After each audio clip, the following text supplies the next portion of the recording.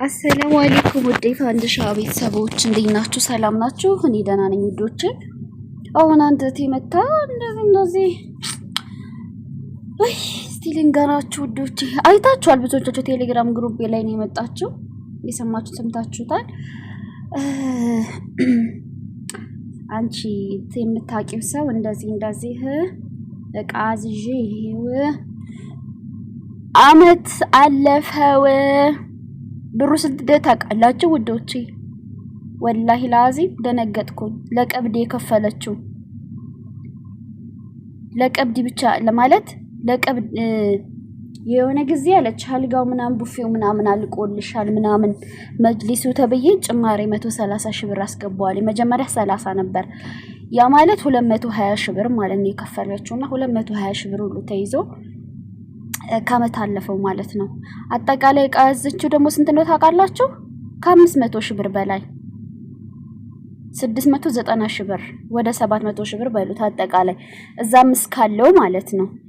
እስከ 220 ሺህ ብሩን ባንድ ሆነው ማለት ነው። በጣም ገረመኝ።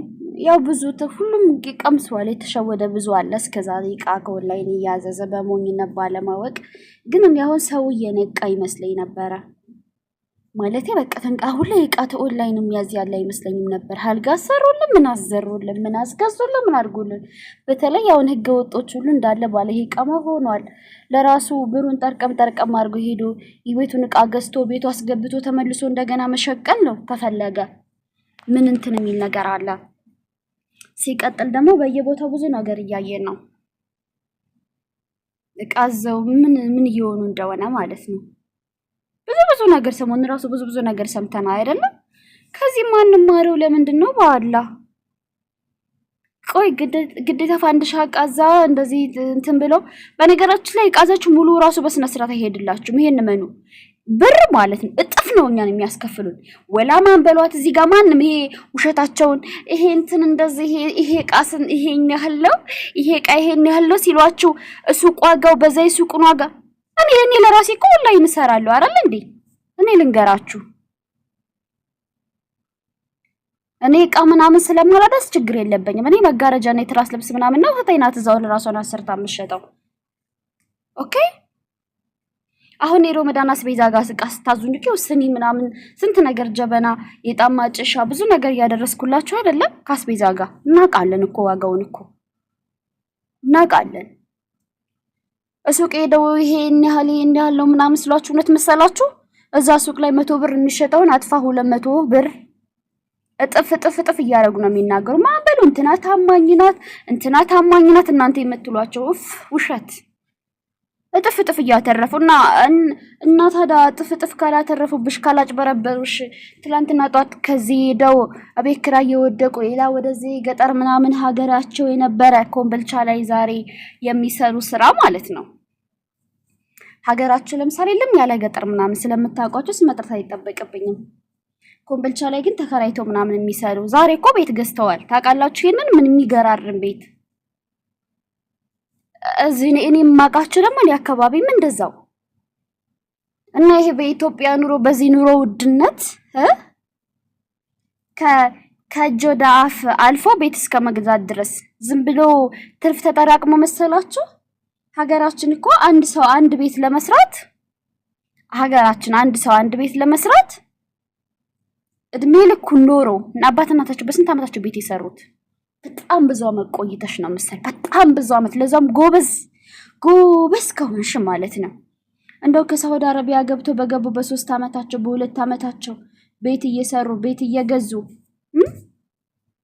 ይሄ አሁን በስነ ስርዓት ሰርተው ይመስላችኋል? የ3 የ4 እጥፍ የኛ ገንዘብ ነው።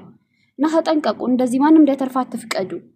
እኔ ለምሳሌ ረምዳስ ቤት አሰራለሁ ሁልጊዜም ተናግሬያለሁ። አትዘዙ ከኛ እጥፍ ነው የምናተርፈው። ምንም ጥርጥር የለው። ለምን ዋሻለሁ? አላህ ያያል።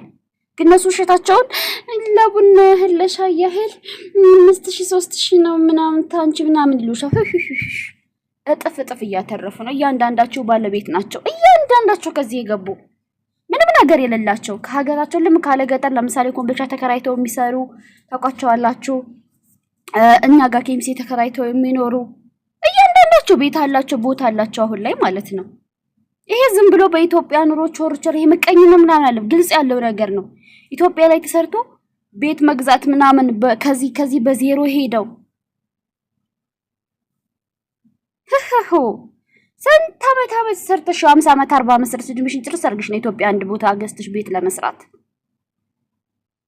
ይሄ ጥፍ የአራት የአምስት እጥፍ ስለሚያተርፉብን ነውና የቀመስነው ቀምሰናል የተበላ ነው። ግን ያልተበላሽ ተጠንቀቁ፣ አትግዙ ከኦንላይን እያንዳንዳችሁ ማንም ኦንላይን ላይ እንትና ታማኝና ብትሉ ውሸት 100 ብር የገዛችሁን 200 ብር ለምትሸጥልሽ ሰው እኮ ከ100 ብር ለምሳሌ 50 ብር ምናምን ቢያተርፍ እንኳን ይሻላል።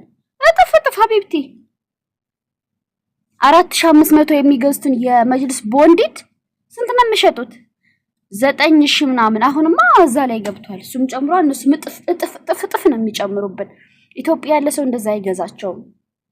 እዚህ ያለነንና የሰው ኪስ ከምትሞሉ ብራችሁን ቁጥር አድርጋችሁ ይዛችሁ ከዚህ ስትገቡ ወላሂ ላዝም የተለያየ ሙያ ተምራችሁ በሙያችሁ እንደዚህ እንደነሱ ሳታጭበረብሩ ሰው ጥፍ የሰው ወገብ ጉምድ ሳታደርጉ አሁን በጣም የተለያዩ ሙያዎች መጥተዋል። ተመስገን እነሱን እየተማራችሁ የራሳችሁን ስራ በተሰሩበት ይሻላል። ብራችሁን ያዙ። ያልጋ ምናምን ቲባቲቦ አትሰብስቡ። ቤትሽን ከሰራሽ ቤት የምትፈልጉ ከሆነ እኔ ለምሳሌ ቤት ከማይፈልጉኝ አልፈልግም አስቤም አላውቅም። እንደኔ ብር ይኖራችሁ ስራ መስራት የምትፈልጉ ብራችሁን ያዙ። አይ ቤትና ስራ ካላችሁ ደግሞ ቤታችሁን ስሩና የተረፈውን ብር ይዛችሁ ግቡ። ከዛ ስራችሁን እየሰራችሁ አንዳንድ ቀሚ ሞላው ባንዴ አይደለም አንዳንዷን ቀስ ይርታሟላላችሁ። እኮ ዱንያ ነገ ጥላችሁት የምትሄድ ነው። ባንዴ 600 ምናምን ሺህ ብር 500 ሺህ ብር 400 ሺህ ብር 300 ምናምን ሺህ ብር በዛ ላይ ደግሞ ማለት ነው ሙሉ ዕቃ ይወስዱላችሁ። ወላሂ ላዚም ሙሉ ዕቃ ይወስዱ። እንደው ስንት ሰው ነው ወቀሳ የሚመጣው? እንትና እንደዚህ አረገች ፋንዲሻ እናንተና እንደዚህ አረገች። እኔ አሁንማ ድክም አለኝ ግሩፕ እየከፈኩ 10 ጊዜ ማናግርላቸው በቃ ምሰማ ወቀሳ። ያ ደግሞ በእኔም ደርሶ አይቼዋለሁ። ወላሂ ላዚም ሰሃኑን ያጎሉብሻል፣ ደርዘኑን ሰሃን ያጎሉብሻል። ይሄን ትላልቁን የሩዝ መብለያ እንጀራ ማቅረቢያውን ሰሃን የሆነ ነገር ብርሽን ከብረሽ እንኳን ላዘሽው ጥፍ አትርፈው የሆነ ዕቃውን አጉለው ይሄዱና ምን ይሉሻል? ይቅርታሽ እንደዚህኛ አይነቱ ዕቃ ጎሎብኝ አላደረስኩልሽም፣ የሆነ ጊዜ ሹፌርም ሳገኝ ቢሆን ልክልሻለሁ ወይ ደግሞ በቃ ምናምን ብለው ዝም ይሉሻል። ከዛ አንቺ ኢንሻአላህ ምናምን ተሽ በዛው ይረሳል፣ ዝም ይላሉ። አላህን ፈርተው እንኳን አስታውሰው አይመልሱም። ይኩ ልጅ የወለዱና ሲያሳድጉ ራስ በጣም ነው ማፍረው እኮ ስለነሱ። አንድ ብር የሰው ሀቅ ወላሂ ላዚም ያጠፋል፣ ያከስራል። አንድ ብር የሰው ሀቅ ጥፍ አትርፈውም። እንደገና ደግሞ ሙሉ ዕቃውንም ሳይወስዱ ኧረ ቢስሚላህና ተጠንቀቁ፣ ብራችሁን ያዙ። አሁን ሀቡ ቤት ራሱ በየቀኑ የሚወጣው ወቀሳ በቃ ቢስሚላህ ምንም ነገር አትግዙ። ከወላይ ምንም ነገር ይሄ ዕቃ ምናምን ነገር እንዳገዙ የሮመዳን አስቤዛ ለምሳሌ ከሆነ ምንም አይደለ፣ ቀላል ናት። ተምራሁን ኢትዮጵያ ሁሉም ተምር ስሙን ትጠይቂያለሽ። በየቀኑ ጠይቂያለሽ እዛ ያለ ሰው። ስለዚህ ተምራውን ለምሳሌ 6000 ከሆነ የሚገዛው 7000 ብትልሽን እንደኔ ለምሳሌ 1000 ብታተርፍብሽ ምንም አይደለ፣ ይሻላል። ገባችሁ? አጣርታችሁ